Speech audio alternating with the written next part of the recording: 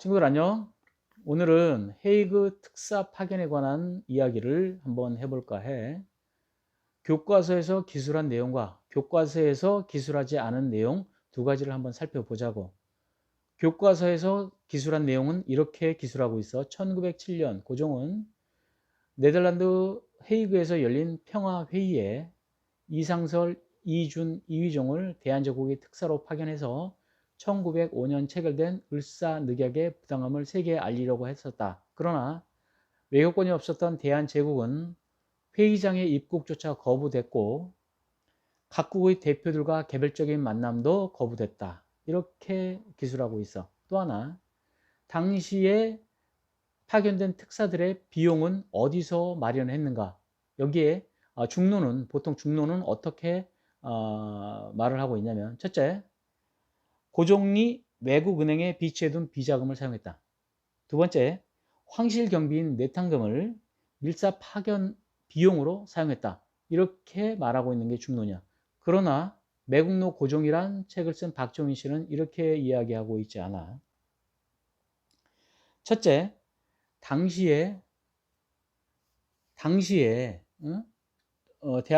조선의 총독은 이토 히로부미였는데 당시 통감부 외사국장이었던 고마스 미도리에게 헤이그 특사 사건을 철저하게 파헤치라고 명령을 내려. 그러자 고마스 미도리는 삼성 전기 회사의 사장인 콜브란에게 이런 질문을 하게 되지. 요즘도 황제의 용돈을 주시나요? 이렇게 묻자. 함부로 못 대했겠지. 미국인이었으니까. 이렇게 묻자 콜브란이 이렇게 말을 해. 얼마 전에도 15만 엔을 황제의 조카뻘인 조남승에게 영수증과 함께 지급했습니다. 이렇게 얘기하자 고마스는 조남승에게 추궁을 하게 되지. 당신이 콜브란에게 15만 엔을 받았다는데 그 돈 어디서 사용했어? 이렇게 물어보지. 그러자 조남승은 이렇게 말을 해. 콜브란에게 받았던 15만 엔은 미국인 헐버트와 자신과 이중과 이상설과 나누어 사용했고, 그리고 고종이 헐버트가 초안을 잡은 칙서와 위임장을 특사들에게 교부했다. 자기가 그 자리에 있었다. 이렇게 주장을 한단 말이야.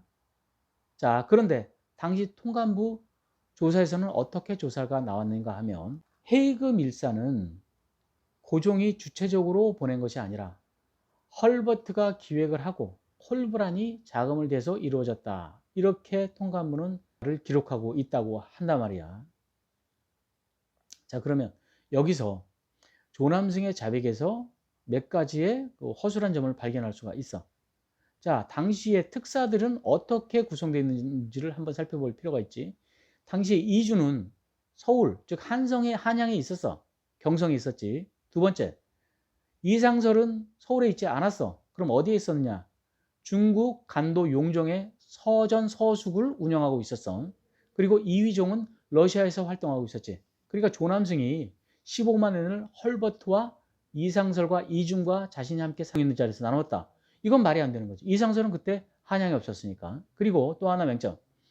이렇게 은밀하게 추진하고 있는 밀사에 관한 사항을 이유 없이 조남승을 배석시키면서 이런 밀사에 파견을 가는 일을 고종이 추진했을까?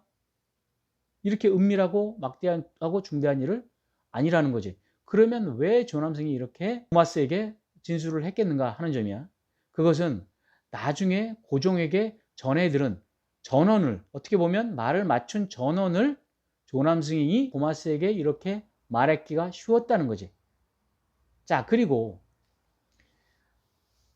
이 특사 파견의 과정을 한번 살펴볼 필요가 있는데, 특사 파견은 어떻게 이루어졌냐면 이준이 5월에 블라디보스톡에서 당시 용종에 있던 이상설을 만나 합류를 하고 6월에 상트페테르스부르크에서 이휘종과 3인이 합류를 하는데, 자, 5월과 6월에 시간 차이가 있단 말이야.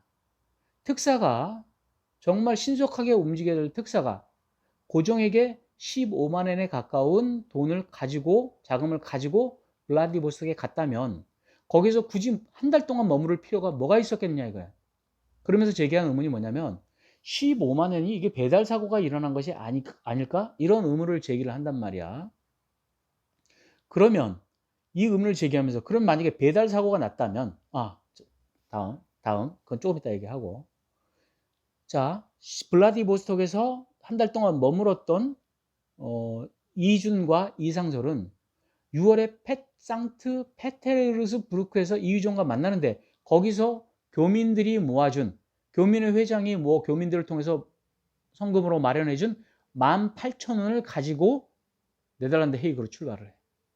자, 그러면 여기서 한 달을 머물러 있었다는 것과 왜 교민들이 자금을 가지고 왔을 것 같은 특사들에게 18,000원을 모금해서 줬겠느냐 하는 점이죠. 여기서 강력한 의문점이 제기되는 거예요. 그럼 15만 원은 어디로 갔냐 이거지. 15만 원은 누가 떼먹었냐 이거지. 만약에 배달 사고가 났다면. 자, 그럼 봐. 헐버트, 이준, 이상설은 그 자리에 없었고 조남승이는 어떻게 될지 몰라.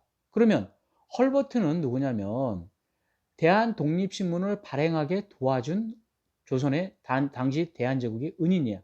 그리고 자신의 사재를 털어서 대한제국의 국권 회복과 국권을 잃었을 때는 대한제국의 독립을 위해서 활동했었던, 우리로 말하면 독립운동가였단 말이지.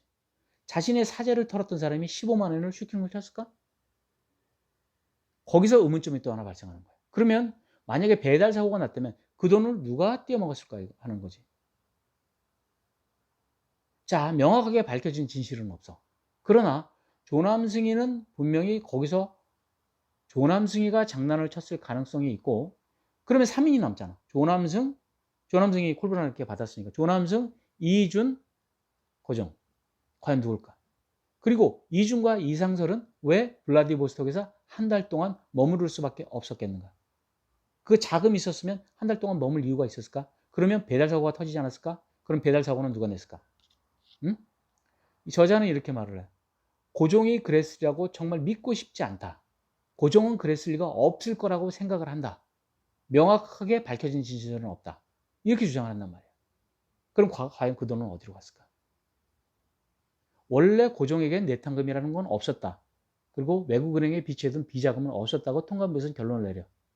그리고 헐버트가 기획을 했고 콜브란이 자금을 댔다. 그럼 그 자금은 어디로 갔을까? 그 자금이 있었으면 한 달 동안 블라디보스톡에서 이준과 이상설이 머물렀을까? 그지? 어떻게 생각해? 여러분들은. 그리고 상트 페테르스부르크에서 왜 교민회 회장은 18,000원을 모아서 성금으로 모아서 특사들에게 지급을 했을까? 만약에 자금이 있었으면 빨리 그냥 출발해버렸어야 되는데, 그지?